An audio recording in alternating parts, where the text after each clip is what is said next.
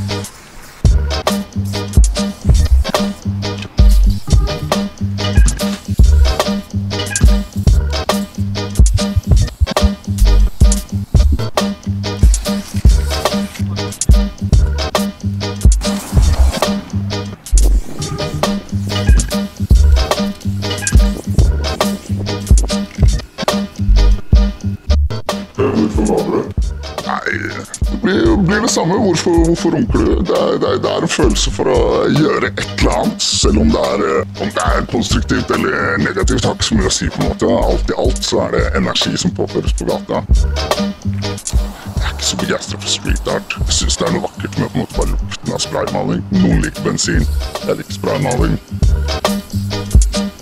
Hva jeg liker er det en som har noe sine ut og tagger, eller maler graffiti. Ingen kan påvirke meg på det, for det er jeg som må sitte på cella. Hva vil du beskrive din stil? Som en 10-åring. Det er stort sett det som er målet. 10-åringer gjør ting på trass. Jeg gjør ting på trass. Så jeg er en søkker for brannslukkere, men det er jævlig ork til tider. Det er så mange kilo og bær og hele den driten der, og så må man stjele brannslukkerne. Så godt blekk, gode skvisere, gjerne, ja, mopper. Største misforståelse folk kanskje har? At de tror at jeg gjør det for dem, for det er kun for meg. Jeg har stjert maling, gjør ikke egentlig det. Kjøp min egen maling, bryter mine egne penger på det som en hobby som andre folk gjør. Noen drar for å skyte elg, jeg drar for å finne storspotten. Det blir som en frimerkesamler, går rundt og legger merke til noe har skjedd. Noen har plutselig kommet tilbake fra pensjon.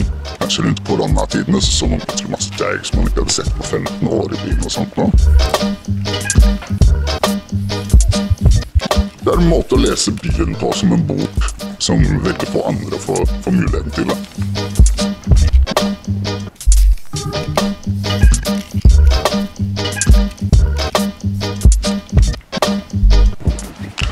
Tidligere så har jeg vært ballefakt. Det har vært ute og mat.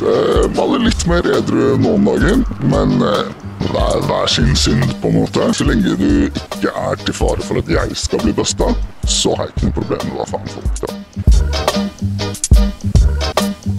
Har du noe for sted? Dessverre litt for mange ganger. Vi er vel under 2-sifra.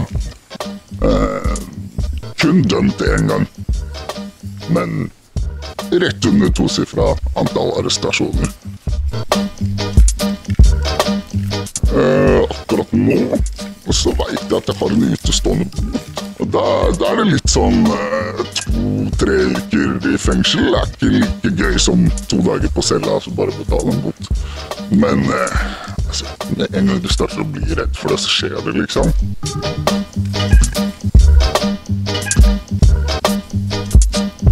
Hva du synes om graffiti var lovlig? Altså, det er jo nesten lovlig nå. Så på en måte, det er ikke som det jeg begynte, og det blir veldig sånn bestefar-greia å si. Altså, det blir aldri helt lovlig, fordi det blir bare lovlig det folk liker å se på. Det er bare å se på for eksempel Drammen, som hadde dritfett graffiti på 90-tallet. Så var det helt nulltoleranse i 15 år, og nå er det bare sånn, nei, slett jeg sier det lovlig ego-rom på alle veggene. Ikke så interessant, synes jeg. Det blir litt som å dra og kjøpe bilder på IKEA. Det ser sikkert fint ut i salgsoppgaven, men det sier mye om deg som person, da.